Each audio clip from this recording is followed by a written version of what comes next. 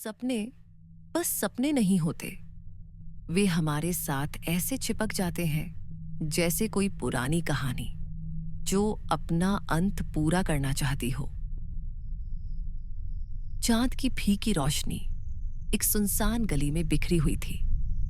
हवा सरसराती हुई बह रही थी और बस एक आवाज थी, नंगे पांव दौड़ते एक युवक की तेज सांसों की। उसका नाम आरव। उसके चेहरे का रंग उड़ चुका था, आंखें फैली हुई जैसे कोई उसका पीछा कर रहा हो, और पीछे एक लड़की सफेद साड़ी में। उसके लंबे काले बाल हवा में झूल रहे थे और आंखों में एक अजीब अस्वाभाविक चमक। आरव दौड़ता जा रहा था, लेकिन अचानक वो लड़की उसके सामने आ खड़ी हुई। उसके होंठ हिले पर कोई आवाज नहीं निकली। उसके ठंडे हाथ आरव के गले तक पहुंच गए। उसकी नजरों में धुंध छा गई और सब कुछ काला हो गया। आरव झटके से उठ बैठा। माथे पर पसीने की बूंदें चमक रही थी। सांस तेज थी, जैसे मौत के मुंह से लौट आया हो। कमरे में हल्की सी मध्यम रोशनी थी, लेकिन हवा में अब भी उस सपने का डर घुला हुआ था। आरव घुटनों को सीने से लगाकर बैठ गया, बुदबुदाते हुए, जैसे खुद से कह रहा हो, ये कौन है? रोज रोज क्यों आती है मेरे सपने में? जब से मेरा एक्सीडेंट हुआ उस दिन के बाद जिंदगी बदल गई थी। सुबह के 3 बजे थे। मेज पर रखा फोन चमका। स्क्रीन पर लिखा था, अननोन नंबर। आरव ने एक पल देखा, फिर कॉल उठा ली। लाइन में खरखराहट थी और एक दबा हुआ स्वर, तुम मारे जाओगे, तुम मारे जाओगे। पीछे से जैसे कोई दूर मंदिर में घंटी बजा रहा हो। आरव के हाथ कांपने लगे। फोन उंगलियों से फिसलकर जमीन पर गिरा और उसकी आंखों के आगे अंधेरा छा गया।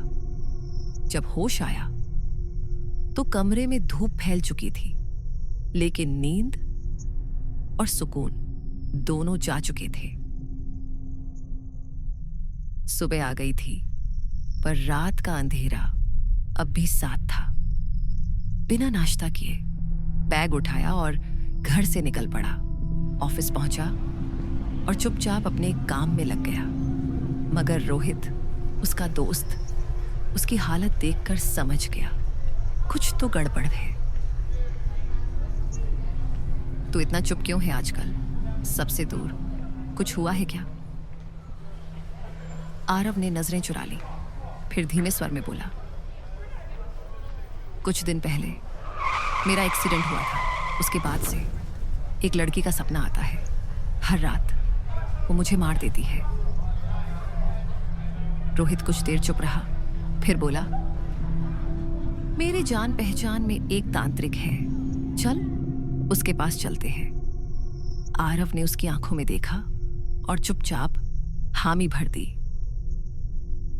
दोनों शहर के कोने में एक पुरानी मिट्टी की झोपड़ी तक पहुंचे। अंधेरा, तेल के दियों की पीली लौ और बीच में एक आदमी। उसकी आंखें जैसे आर पार देख सकती हो। किसका साया लेकर आए हो? उसकी आवाज ऐसे गूंजी जैसे मंदिर के गुंबद में कोई मंत्र। उसने फर्श पर चौक से एक गोला खींचा और आरव को उसमें बैठने का इशारा किया। दियों की लौ कांपने लगी, हवा भारी हो गई और उसने आंखें बंद कर ली। उस रात तुम घर लौट आए, लेकिन वो लड़की एक और तांत्रिक के पास गई। उसने कहा कि तुम उसे मारना चाहते हो और उसने तुम्हें मारने का मंत्र करवा दिया। आरव की सांस अटक गई। रोहित का चेहरा सफेद पड़ गया। अब सब साफ हो चुका था। तांत्रिक के मंत्र तेज हो गए। गोले के अंदर से एक काला साया ऊपर उठने लगा, धीरे धीरे, जैसे धुएं की तरह। वो आरव के पीछे से अलग हुआ और हवा में विलीन हो गया। आरव ने गहरी सांस ली, जैसे महीनों से बंद नदी आज बह निकली हो। आजकल किसी को मारने के लिए दुश्मन की जरूरत नहीं पड़ती, बस एक गलत मुलाकात और जिंदगी बदल जाती है। शाम का सूरज गांव के रास्तों पर सुनहरी किरणें बिखेर रहा था। आरव चुपचाप उस झोपड़ी से बाहर निकला।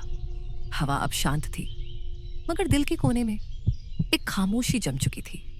दूर रास्ते के उस पार वो लड़की सफेद साड़ी में स्थिर खड़ी थी। कुछ कहानियां कभी खत्म नहीं होती, कुछ साए की तरह हमेशा चिपकी रहती हैं। ये सिर्फ एक कहानी नहीं थी, शायद आपके आसपास भी ऐसे कुछ राज छुपे हों। अगर आपको ये कहानी पसंद आई हो तो चैनल को लाइक, शेयर और सब्सक्राइब जरूर करें, क्योंकि अगली कहानी शायद आपके आसपास की हो।